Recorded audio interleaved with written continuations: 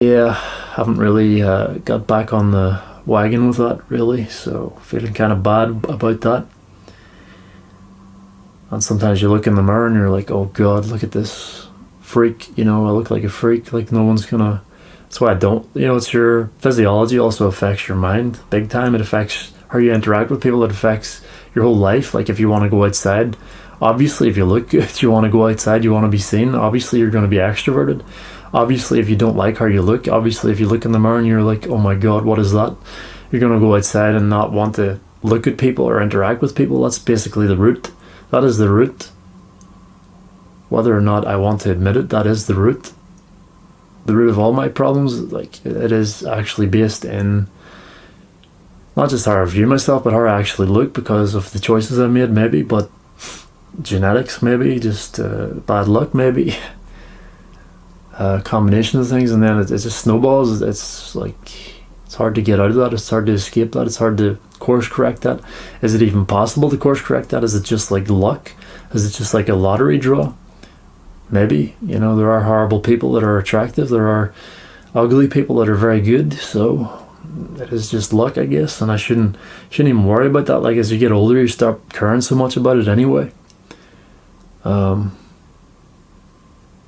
Still, it's always in the back of your mind. It's like, it's an image obsessed society, so it's hard to escape that. It's hard to not let that affect you. It's hard to, especially people judge you on that, and obviously other people, you can't control their thoughts or their perception or their value of you based on how you look or the height you are or whatever. I'm not the tallest. I'm not like, I do look pretty rough in certain light. And I get eczema and I look worse, and my face changes. Like I was down at my grandmother's house, my uncle was there and his partner, and he said, oh, your face looks different, but he didn't say whether it was better or worse. Like it's just like, oh, your face looks different. I said, oh dear. Okay, that's like I never get compliments in real life, but on here I do because I use good lighting. But still, it's not, sometimes I'm afraid to shave my beard off because like my nose looks bigger when I shave my beard. But yeah, I'm supposed to get this nose fixed, and like it looks better to a certain extent, but like it's still not what I'd imagined really. But I still have the scars on my skin, which also doesn't help.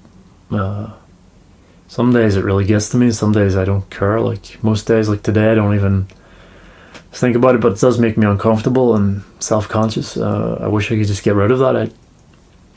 I want to be comfortable. Like I got a taste of that. I had a couple of drinks when I had my Easter dinner, and then I had to go to my aunt's house as well, and I was socializing a bit, talking to people. And obviously with alcohol it's easier, it's like social, it is social lubricant, but you don't want to rely on alcohol for anything. Like you don't want to become an alcoholic. I can see how so many people do, because this society it's insecurity fuel, isn't it? Especially nowadays with the internet, Instagram, and images everywhere of perfect people, which aren't even real. Like they're full of filters and Photoshop and whatever. So you look at yourself and you're like, oh my God, what is that? That is not up to standard. That is not up to what people expect. But possibly BBC One, it's going to be a 40-minute documentary. They're trying to paint incels in a better light than what's been shown on the news and stuff. So it's a good thing. They're like going into why, like what I'm explaining, why people become this way, like why I became this way, because mental health problems mainly. I'm a mental cell. Yeah, a lot of incels probably are because they have mental health problems, but a lot of they blame it on how they physically look, like I did, or how they, their height, like I'm 5'10". They blame it on other stuff, but it really, at the end of the day, it's your mind. Like even the ugliest people can get a relationship because if they have a good mind. There's even deformed people. Like there's a guy who has no arms, no legs. He's only a body, and he has a wife, and he has a relationship, and he has kids. And he does public speaking, inspirational speaking. So it's all a mindset. So I've had the wrong mindset for so many years.